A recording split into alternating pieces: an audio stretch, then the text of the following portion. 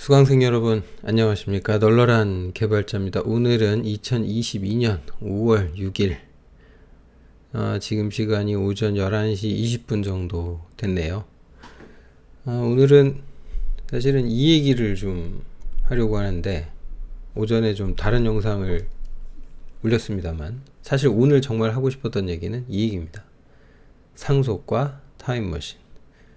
도대체 무슨 얘기를 하려고 저러나 하실 텐데 아마 제가 쓴 씨뿔별 책을 보신 분이면 아마 대충 감이 오실 거예요. 아, 저 사람 그 말 하려고 그러는구나 아마 이러실 수 있는데 뭐 어쨌든 설명을 드려볼게요. 근데 이게 진짜 중요해요. 저는 이게 정말 너무너무 중요하다고 생각을 해서 자, 요 앞에 영상에서 제가 무슨 UML 얘기했는데요. UML에서 이제 클래스 다이어그램 같은 걸 이제 그릴 때 뭐 문법이 있어요. 근데 이제 그거 생략하고 간단히만 이렇게 한번 그려볼게요. 예를 들어서 어떤 클래스가 이렇게 있는데, 이런 클래스가 있는데, 클래스 이름이 이제 그 쉐이프라고 할게요. 쉐이프. 모양이죠. 어떤 모양이라는 클래스가 있다. 그런데 이것의 파생 형식의 클래스 중에 이런 애가 있는 거예요. 예를 들어서 드로우랜다. 그건 메서드 할 거고 뭐 서클? 뭐 근데 그 파생 형식이 또 저렇게 한 놈만 있는 게 아니고 예를 들어서 뭐 트라이앵글도 있을 수 있겠죠. 예를 들어서 이렇게 트라이앵글도 있다. 뭐 이렇게. 근데 이제 이 경우 이제 그 중요한 거는 요 상단의 쉐이프를 보통 이제 이런 걸 우리가 추상 형식이라고 하죠. 추상 형식이라고 불러요. 그래서 뭐 abstraction data type 뭐 이렇게 얘기를 하기도 하는데 그렇게 되려면 얘가 이제 문법상 뭐 순수 가상 함수니 뭐 이런 얘기를 해야 되는데 자, 지금 어쨌든 제가 하는 설명은 그래도 C++나 자바를 이용해서 상속의 기본적인 문법은 배우셨다고 보고 지금 설명하는 거예요. 그러니까 나 상속에 대해서 문법을 아예 몰라 그러면 이 영상 보시면 안 돼요, 지금. 그리고 이제 상속을 배웠으면은 분명히 딸려 나오는 애 중에 제일 중요한 애가 뭐가 딸려 나오게 됐냐면 이게 재정의라고 하는 놈이 아주 중요하게 딸려 나오게 돼 있어요. 굉장히 중요해요. 근데 이것만큼이나 중요한 게 뭐냐면 가상함수예요. 그러니까 여러분들이 상속에 대해서 객체지향 프로그래밍 공부할 때 요 재정의하고 가상함수가 나오잖아요. 이거는 진짜 잘 알아놔야 돼요. 근데 이게 이제 제가 여기다 대고 그러면 타임머신은 왜 갖다 붙였냐. 저는 이게 굉장히 중요하다고 생각을 하거든요. 예를 들면은 보통 이제 이런 추상 형식으로 설계를 하는 데는 이유가 있어요. 이유가 있는데 예를 들면은 여기에 어떤 무슨 뭐 뷰라는 클래스가 있어요. 그래서 이 클래스가 이 쉐이프 클래스에 접근해서 이 뷰라는 애가 뭔가 이제 그림을 그려요. 그러니까 얘가 하는 기능이 뭐냐면 뭐 얘는 이제 도형 그리기. 그걸 이제 화면에다가 그리는 뭐 기능을 여기에 구현을 했다 칠게요. 그래서 이 뷰가 이제 쉐이프들을 관리를 해요. 근데 이게 이제 말 그대로 모양이잖아요. 그럼 구체적으로 뭐 원일 수도 있고 뭐 렉탱글일 수도 있고 트라이앵글일 수도 있는데 그런 개념 없이 구체화된 정보 없이 얘 입장에서는 뷰 관점에서는 뭘 할 수 있는 거냐면 이런 코딩이 가능하거든요. 모양을 그린다. 이거 그린다라고 했는데 그걸 만약에 이제 어떤 함수, 이 쉐이프 함수 쪽에 메소드로 정의가 돼 있다라고 가정을 합시다. 그러면 뭐 함수 이름이 뭐 예를 들어서 그냥 보이드형을 반환하는 드로우 함수가 있었다라고 할게요. 이게 이제 이 쉐이프 클래스의 멤버라고 하고 그러면 쉐이프랑 서클이랑 트라이앵글이 이제 관계가 서클이 쉐이프의 이제 파생 형식이 서클 트라이앵글이죠. 근데 얘네들이 똑같이 전부 다 드로우 함수를 만약에 이렇게 가지고 있다.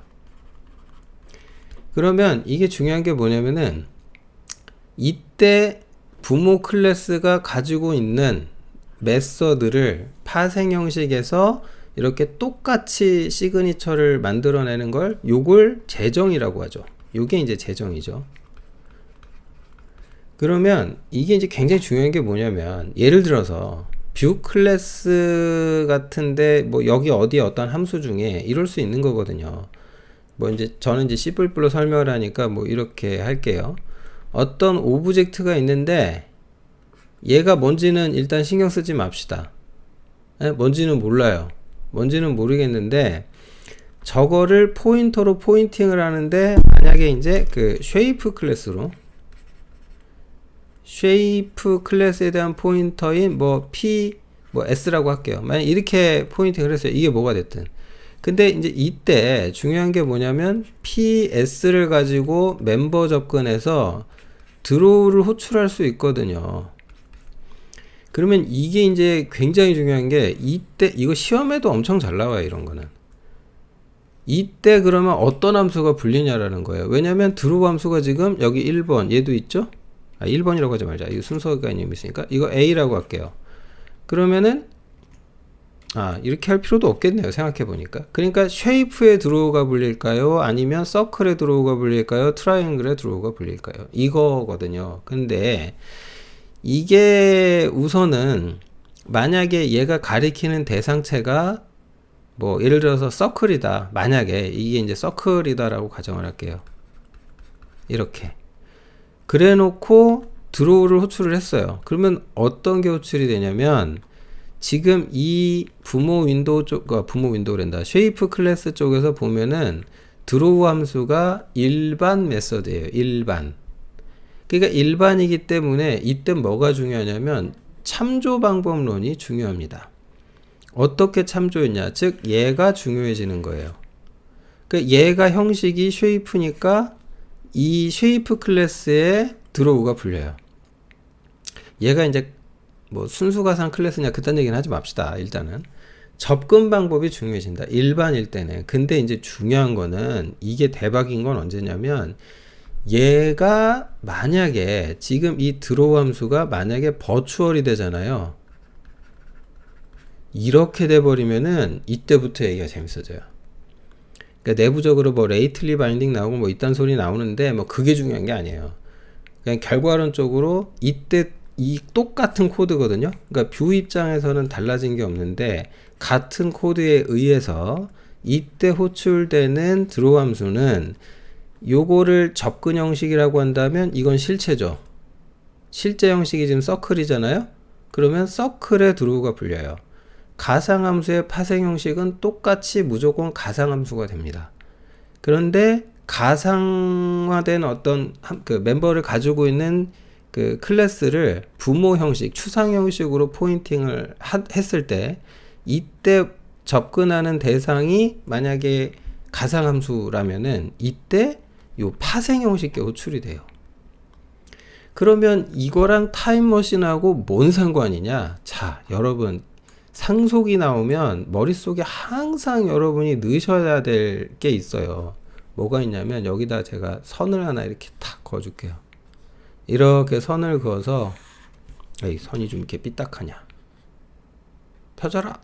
선이 펴졌어요. 이렇게 해서 뭘 생각하셔야 되냐면 이 위와 이 아래를 하나 생각하셔야 돼요. 근데 이때 꼭 생각해야 되는 게 뭐냐? 이걸 생각하셔야 돼요. 시점. 즉 여기서 쉐이프 클래스하고 서클 트라이앵글을 개발한 사람은 만약에 2017년에 김철수라는 사람이 코딩을 했다. 만들어 놨다 이거예요. 이렇게 되는 거예요. 근데 이게 굉장히 중요해요. 2017년에 김철수가. 그런데 2022년이 돼서 여기 이제 김영이라는 애가 이 클래스들을 잘 쓰다가 이걸 분석해서 뭔가 블라블라를 하다가 서클은 트라이앵글은 트라이앵글인데 이것보다 좀 개선된 뭔가 좀 성능이 좋은 트라이앵글이 필요해진 거예요. 그러면 여기서 고민을 해야 돼. 이런 걸 우리가 이제 싸잡아서 유지보수라고 하든지 뭐 큰 틀에서 보면 유지보수죠. 성능 개선일 수도 있고 뭐 어쨌든 뭐 성능 개선도 유지보수의 일종으로 보는 게 타당해 보이는데 어찌됐건 이걸 하다 보니까 영희는 이제 고민해야 돼요. 2017년에 철수를 만난 적도 없는데 얘가 남겨준 도큐먼트만을 보고 내가 이걸 잘 분석해서 철수의 코드를 이걸 직접 수정할 거냐. 그러니까 선택 잘해야 돼요. 영희가 이거 직접 고칠까? 내가 한번 고쳐버려? 직접 수정해? 이렇게 할 거냐? 아니면 근데 내가 이제 수정을 왜 하려고 그러지? 그러니까 생각을 해보니까 이제 기능을 좀 추가하려고 하는 거예요. 그러면은 예를 들어서 트라이앵글에 새 기능을 넣고 싶어. 그럼 트라이앵글의 코드를 뜯어 고쳐서 새 기능을 넣으면 돼. 이걸 수정해가지고. 근데 그 어느 누구도 이렇게 하지 않아요. 그 어느 누구도. 그 상속이라는 개념이 있다면 이렇게 되죠. 그러니까 예를 들면은 영희는 그럼 2022년에 어떻게 하냐? 이거에 파생 클래스를 하나 또 만들어요. 이렇게. 뭐 얘는 이제 뭐라 그럴까? 뭐 예를 들면은 트라이 앵글인데 EX 이렇게 되는 거죠. 그러면 이게 웃긴 게 뭐냐면 영희가 이렇게 트라이앵글을 새로 정의를 했어요. 트라이앵글을 새로 정의했는데 영희가 여기서 이제 굉장히 중요한 게 뭐냐면 이게 중요합니다. 이 순간에 영희도 버추얼 함수로 뭘 재정의하냐? void 이 함수, 드로우 함수를 재정의를 해버려요. 이렇게. 그러면 이때 이 함수 영희가 몇 년도에 만들었냐면 2022년에 만들었죠. 그런데 이런 함수들은 굉장히 중요한 게 뭐냐면 부르지 않아요. 불려요. 콜드예요. 그러면 누가 부르냐? 자, 이 코드 제가 뷰 쪽에서 뭐 이 클래스에서 도형 기를 기 어디 갔니? 도형을 그린다 뭐 이렇게 얘기를 했잖아요. 그러니까 즉 쉐이프 클래스의 드로우 함수를 뷰 클래스가 호출한다 그랬죠. 그러면 이거는 2017년의 철수 코드죠. 이 철수가 어떤 시점에 이제 뷰 코드를 좀 봐야 되겠지만 이걸 그릴 거예요. 이 어떤 그리기 코드가 작동하잖아요. 그것에 의해서 여기가 불릴 거고 이 드로우가 불리는데 얘가 가상함수고 파생 형식에서 재정의가 됐는데 만약에 여기에서 이제 이 뷰 쪽에서 이제 쉐이프에 대한 드로우를 호출하는 코드들이 있을 텐데 그때 그 포인터로 즉 참조자로 접근하는 실체가 만약에 얘잖아요. 그러면 2022년에 영희가 만든 드로우 함수가 불려버려요. 그래서 이 가상함수는 굉장히 중요한 게 맨날 콜드 바이라는 말이 따라다녀요. 그래서 맨날 무슨 말이 따라다니냐면 프레임 워크에 의해서 호출된다라는 말을 굉장히 많이 하게 돼요. 그러면 이게 웃긴 거예요. 큰 틀에서의 흐름이라고 하는 코드는 2017년에 철수가 만들었고 이것이 하나의 프레임 워크가 되는 거고 그 구조에 의해서 드로우 함수가 불렸는데 실제로 호출되는 건 2022년에 영희 코드가 불려버린다는 거죠. 그러면 여기에서 이제 남는 문제가 있어요. 영희 코드는 트라이앵글, 그 2017년에 철수가 만든 코드의 기능을 단지 추구한 거죠. 그러면 영희의 드로우 함수가 트라이앵글의 드로우를 완전히 대체하면 안 돼요. 이것도 돌고 요것도 돌아야 돼. 그래서 코드를 보통 가상함수의 경우는 이 베이스 클래스라고 하는 놈의 코드를 명시적으로 호출하게 돼 있어요. 그렇게 함으로써 이 모든 코드가 다 작동하는 거죠. 그래서 확장하기가 굉장히 좋아요. 그런데 이러한 것들이 굉장히 큰 의미를 갖는 거는 저는 이 시간차라고 생각을 해요. 네. 그러니까 이런 식의 추상 형식을 정의하고 이럴 정도 되는 개발자는 상당히 좀 설계 능력이 있는 엔지니어여야 돼요. 그런 개발자여야 돼요. 그러니까 2017년으로 돌아가서 철수는 어떤 코딩이 가능한 친구여야 되냐면, 오늘 내가 쉐이프 만들고 뷰에서 이거 부르고 어쩌고 저쩌고 요거 하는데, 지금은 내가 트라이앵글만 생각하고 있지만 언젠가, 그러니까 철수 입장에서 미래의 어느 날 이 클래스를 파생시켜서 뭔가 더 해야 될 누군가가 있을 수도 있겠구나, 걔를 고려해서 뭔가 해야 돼. 그게 이제 제가 생각했을 때 이제 객체지향이 갖고 있는, 객체지향 프로그래밍 방법론이 가지고 있는 굉장히 좋은 장점이라고 생각을 해요. 지금 제가 설명해 드린 거에 대해서 뭐 용어들이 많아요. 대표적으로 이제 아까 말한 추상 자료형, 뭐 abstraction data type 해가지고 뭐 ADT 이딴 거 나올 거예요. 이런 거 나올 거고, 그러면 이제 2017년에 철수가 어떤 함수를 콜하도록 해놨는데 그 콜되는 함수가 2022년에 바뀌잖아요. 그러면 이제 어떤 함수와 함수의 호출 관계가 결정되는 걸 이제 바인드라고 하거든요. 그러니까 바인딩이라고 하는데, 이거를 컴파일 타임에 하냐 아니면 2022년 뭐 이때 어떤 뭐 블라블라 이걸 가지고, 그러니까 이제 뭔가 대체 가능한 형태로 만들 거냐 해서 얼리냐 레이틀리냐 뭐 이딴 얘기해요. 그런 거 이제 C++이든 뭐 이런 거 공부하시고 객체지향 언어 공부하실 때 이제 어휘들을 배우실 텐데, 그건 책에서 배우시고요. 상속 배우시면은 저는 이거를 꼭 좀 기억해 주셨으면 좋겠어요. 그러니까 가상함수를 누군가 정의해 넣는다는 것. 그러니까 내가 현재의 개발자로서 어떤 구조를 설계하고 거기에 어떤 함수를 굳이 가상함수로 만들어 넣겠다는 것은 미래의 누군가와 대화하겠다는 뜻이에요. 아시겠어요? 이거를 하고 이제 내가 오늘의 코드를 작성할 수 있다, 여기까지 가시면은 그래도 객체지향을 조금 이제 하시는 개발자다, 저는 그렇게 말씀드릴 수 있지 않을까, 그런 생각이 좀 듭니다. 뭐 또 이런 말을 해서 또 오늘도 또 제 이 영상 댓글에 또 난리가 날지 모르겠는데,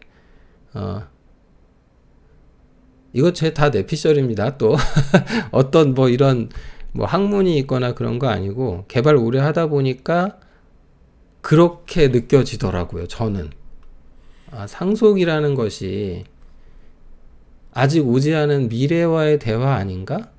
그런 생각을 많이 했었어요. 그래서 제목을 좀 이렇게 달아봤습니다. 과거와의 대화도 가능하죠? 말한 김에 요거 하나 마무리할까요? 이 파생 형식에서 이제 기본 형식 클래스를 명시적으로 호출한다 그랬죠?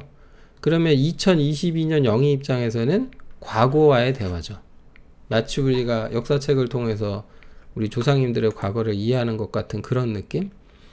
그래서 그러니까 객체지향 프로그래밍에서 상속 관계라는 것이, 그러니까 뭐 어떤 클래스 간의 관계를 넘어서서 이게 시간과 공간을 초월하는 함수 호출 관계를 만들어낼 수 있다는 거. 이것이 제가 보기에 객체지향 프로그래밍의 가장 큰 매력이다, 그렇게 말씀드릴 수 있지 않을까. 이것도 많고 뭐 좋은 매력적인 요소들이 많이 있지만 저는 이걸 매력으로 꼽고 싶습니다. 자, 오늘 또 금요일이죠? 불금이 예정돼 있으신가요?